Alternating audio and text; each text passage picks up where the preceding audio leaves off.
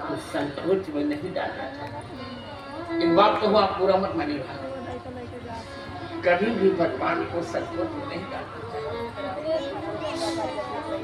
हमने कभी भी भगवान से ये नहीं कहा,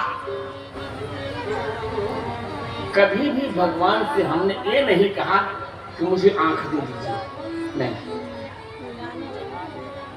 आंख की आवश्यकता नहीं। एक काम कीजिए, जहां मैं रास्ता भूलूं वहां हाथ पकड़कर रास्ता दिखाए।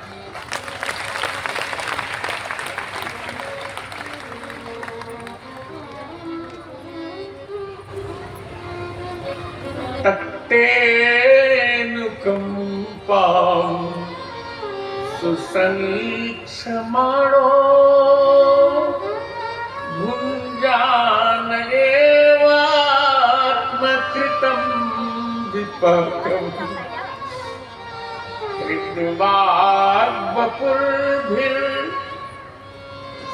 हृद्वाग्वपुर्भिर्विदधन् नमस्ते जीवेत यो मुक्तिपदे सदा यथा। हमें प्रारब्ध भोगने दीजिए, केवल प्रारब्ध भोगने का सामर्थ्य दीजिए, और प्रारब्ध भोगते समय भी आप स्मरण में आते रहिए, बस इतना ही चाहिए।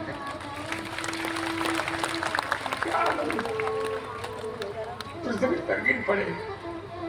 उठे राम सुन प्रेम अधीरा।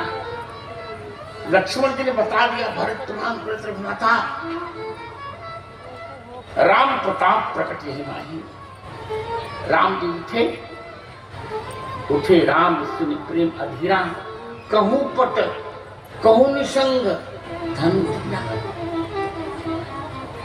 यहां सुनिकाल में पांचों के साथ है। राम जी भी अधीर होकर उठे, पीतांबर भी अधीर हो गया,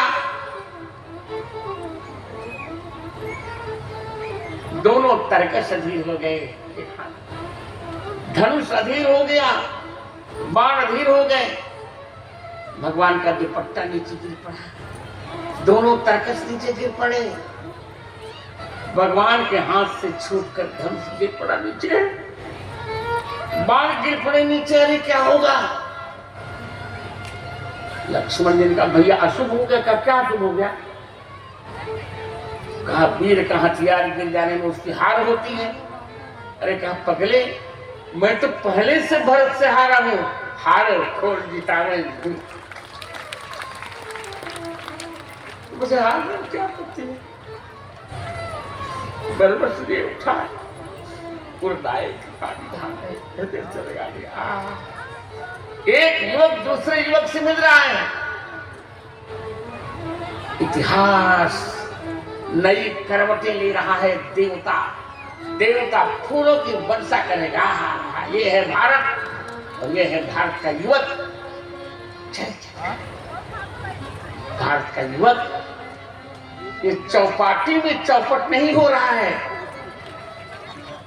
इतिहास बदल रहा है। राम ने हृदय से लगा,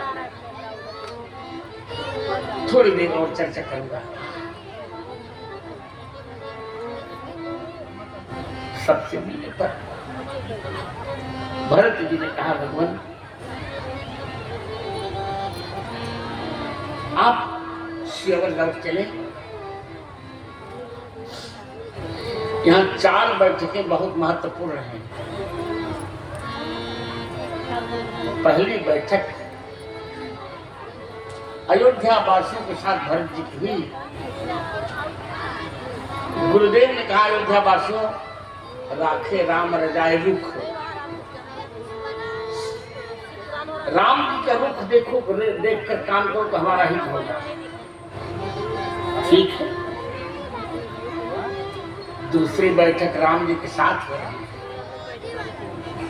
गुरुदेव जी ने राम जी से कहा, भगवान आप तो ईश्वर हैं, पर मैं आपका गुरु भी हूं।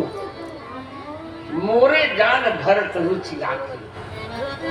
आपका भाई पागल है, अयोध्या वासियों से कहा राम जी के रुख की रक्षा करो, और राम जी से कहा आप भरत के रुचि की रक्षा करें। अब समस्या ये है, व्याकरण का अन्योन्य आश्रय दोनों में आ गया, दोनों परस्पर सापेक्ष हैं। राम जी भरत जी की रुचि नहीं जान पा रहे हैं, और भरत जी राम जी का रुख नहीं जान पा रहे। दोनों भाइयों का क्या सत्ता निरपेक्ष भाव।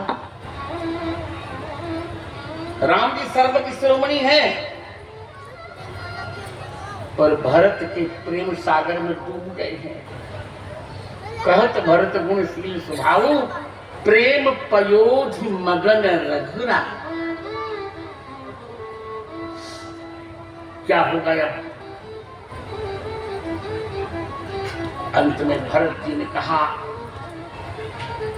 कि भगवान मैं आपको 4 पक्ष दे रहा हूं। राम प्रताप प्रकट हिमाई। पहला पक्ष, सानुज पठिए मोहिबन, छोटे भाई सहित मुझको वन में भेज दिया जाए, आप श्री अवध लौट जाइए। दूसरा पक्ष, दोनों छोटे भाइयों को भेज दिया जाए, मैं आपके साथ चलूं। तीसरा पक्ष, हम तीनों वन को चले जाते हैं, आप सीता भाभी के साथ अयोध्या चले जाइए।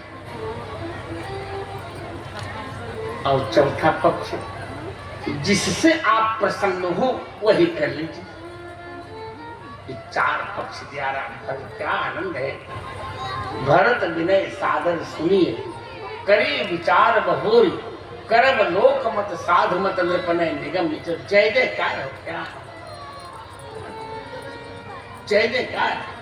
जदपि कविता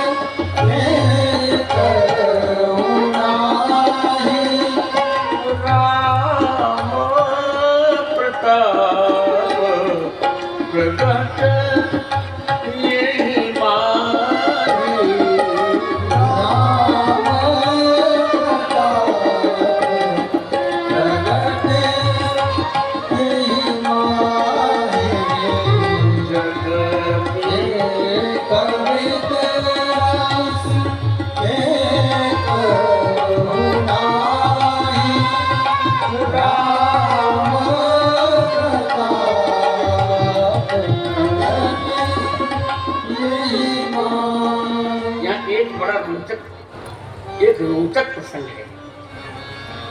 इतनी बड़ी बड़ी बैठकें हो रही हैं, आजकल तो बच्चे हर काम में टांग लाते हैं, पर लक्ष्मण जी और सीता जी से कुछ भी लेना देना नहीं है। अरे जो हो रहा हम अपना कार्य करेंगे।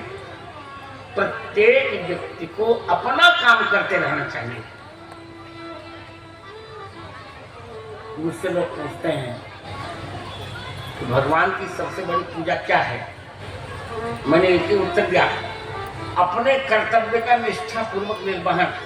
काम करते करते, अपना काम करते करते जिस दिन पूजा का समय न मिले, जान लो उसी दिन भगवान की वास्तविक पूजा हमने कर ली। उसी दिन हमने वास्तविक पूजा कर ली। गीता अध्याय 18 के 46वें श्लोक में भगवान कहते हैं, यत प्रवृत्तिर्भूतानां येन सर्वमिदं ततं स्वकर्मणा तमभ्यर्च्य सिद्धिं विन्दति मानवः। अपने कर्म से भगवान की पूजा करो, गुलाब के फूल से नहीं। आज हम आते आते यही कह रहे थे रामचंद्र दास से, बेटा कि कैसे विचार में कोई मुझे नींद नहीं आई, लगता कथा में डिस्टर्ब होगा, पर कोई डिस्टर्ब, चकाचक आनंद है। अरे थाकता बोलता है कथा, कथा से सारी थकावट दूर होती है। क्यों क्यों डिस्टर्ब हो? अरे नहीं सोया जाओ। किसी ने मुझसे पूछा, कई लोगों, बड़े बड़े लोगों ने पूछा, प्रधानमंत्री जी ने पूछा, गुरु जी आप ऐसी अवस्था में रहकर आपने 250 पुस्तकें कैसी लिखी होगी, ब्रेल छुआ नहीं आपने? इसलिए व्यक्ति के पास समय है पर वो करना नहीं चाहता। मैं एक भी क्षण का दुरुपयोग नहीं करता, मेरे नियम है। एक भी क्षण का दुरुपयोग करना सबसे बड़ा पाप है। भगवान ने जो क्षण दिए हैं उनमें जिसको जो कार्य दिया गया वो अपना कार्य करे।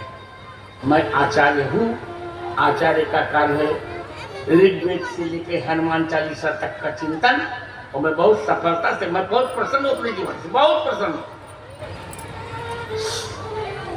सदुपयोग करना चाहिए।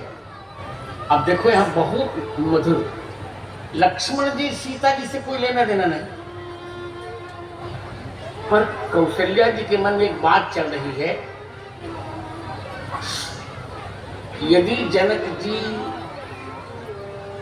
जनक जी दूसरा पक्ष मान लेते, लक्ष्मण और शत्रुघ्न चले जाते अयोध्या, भरत जी राम जी के साथ चले जाते, तब कल्याण हो जाता। और ये बात सुनैना जी से कौशल्या जी ने कही। सुनैना जी का ठीक जनक जी से कहा, जनक जी ने कहा तो क्या कह रही हो? एक बार मैंने भूल से कह दिया वीर विहीन मही मैदानी, तब तो लक्ष्मण जी ने भूचाल ला दिया, और आज यदि मैं कहूंगा लक्ष्मण अयोध्या चले जाओ तब तो अभी प्रलय हो जाएगा। इसे भैया भरत जी को जितना दबाव करो उतना दबाव डाल सकते हैं, लक्ष्मण को कुछ मत कहो, ये विचित्र व्यक्तित्व है, लक्ष्मण से कुछ मत कहो, लक्ष्मण से कुछ मत कहो। क्या नहीं, कोई पक्ष समझ में आ नहीं रहा है। जनक जी भी चकित, वसुस्थिति चकित, क्या किया जाए। तीसरी बैठक फिर भरत जी ने कहा चलिए मैं ही कहता। राम जी कहते मैं तुम्हारी रुचि नहीं समझ पा रहा हूं। भरत जी ने कहा प्रभु आप मेरी रुचि नहीं समझ